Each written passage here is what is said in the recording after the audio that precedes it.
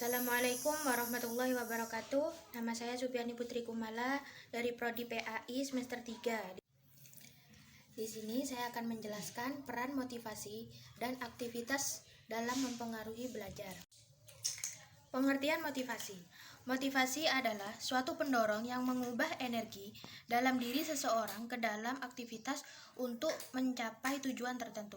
Setiap aktivitas manusia pada dasarnya dilandasi oleh adanya dorongan untuk mencapai tujuan atau terpenuhnya kebutuhan.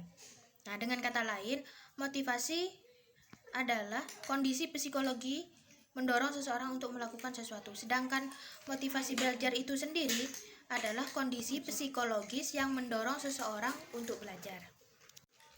Nah, di sini motivasi atau teori motivasi terbagi menjadi beberapa, yaitu ada teori hedonisme, teori naluri, teori reaksi yang dipelajari. Yang keempat yaitu ada teori daya pendorong, dan terakhir teori kebutuhan. Yang pertama yaitu teori hedonisme. Hedonisme adalah bahasa Yunani yang berarti kesukaan, kesenangan, kenikmatan. Jadi hedonisme adalah suatu aliran yang ada di dalam filsafat yang memandang bahwa tujuan hidup seseorang atau manusia yaitu ketika mencapai kesenangan yang bersifat psikologi. Yang nomor 2 yaitu ada teori naluri. Manusia memiliki 3 naluri pokok, yaitu ada naluri mempertahankan diri, naluri mengembangkan diri, dan juga naluri mengembangkan dan mempertahankan diri. Nah, dengan dimilikinya 3 naluri pokok itu, maka kebiasaan atau setiap tindakan tingkah laku manusia dibuatnya setiap hari. Nah, itu mendapat dorongan motivasi. Oleh karena itu, menurut teori ini, untuk motivasi seseorang harus berdasarkan naluri, bagaimana yang dituju dan dikembangkan terhadap orang tersebut. Yang nomor 3 yaitu teori reaksi yang dipelajari. Reaksi adalah suatu tindakan dasar, pola-pola tingkah laku yang dipelajari dari kebudayaan di tempat orang itu hidup. Nah, menurut teori, apabila seorang pemimpin atau seorang pendidik akan memotivasi anak buahnya atau peserta didik, pemimpin atau pendidik itu hendaknya mengetahui benar-benar latar belakang kehidupan kebudayaan atau sisi kehidupan dari orang-orang yang akan dipimpinnya. Nah, untuk yang keempat, teori daya pendorong. Teori ini merupakan perpaduan antara teori naluri dan juga teori reaksi.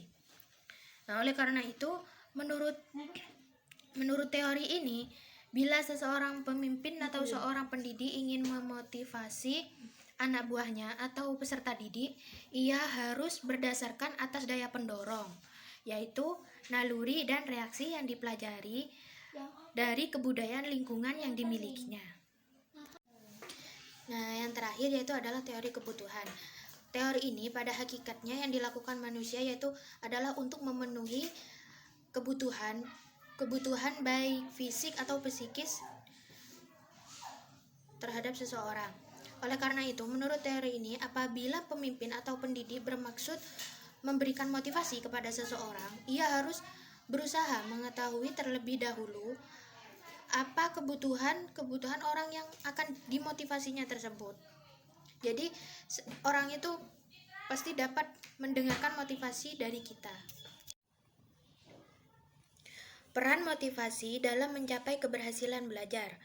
Menurut teori humanistik dari Maslow, motivasi seseorang berasal dari kebutuhannya, sehingga perilaku manusia berorientasi pada pemuasan kebutuhan dan pencapaian tujuan. Kebutuhan merupakan suatu keinginan yang belum tercapai yang berguna bagi manusia. Tujuan merupakan sesuatu yang akan menyebabkan kepuasan terhadap kebutuhan, sedangkan motivasi merupakan pembangkit dan ketekunan yang terus-menerus terhadap kecenderungan untuk berbuat dengan cara tertentu agar mencapai sesuatu yang dirasakan dengan baik. Motivasi belajar merupakan faktor psikis yang bersifat non-intelektual. Nah, peranannya yang khas adalah dalam menumbuhkan gairah, perasaan, dan semangat untuk belajar. Motivasi belajar adalah dorongan yang menjadi penggerak dalam diri seseorang untuk melakukan sesuatu dan mencapai tujuan, yaitu untuk mencapai prestasi. Nah, dengan demikian motivasi memiliki peranan yang strategis dalam belajar. Nah, baik pada saat akan memulai belajar, saat belajar, maupun saat berakhirnya belajar. Nah, peran motivasi dalam belajar lebih optimal dengan menjalankan prinsip-prinsip motivasi. Nah, cukup sekian dari saya. Wassalamualaikum warahmatullahi wabarakatuh.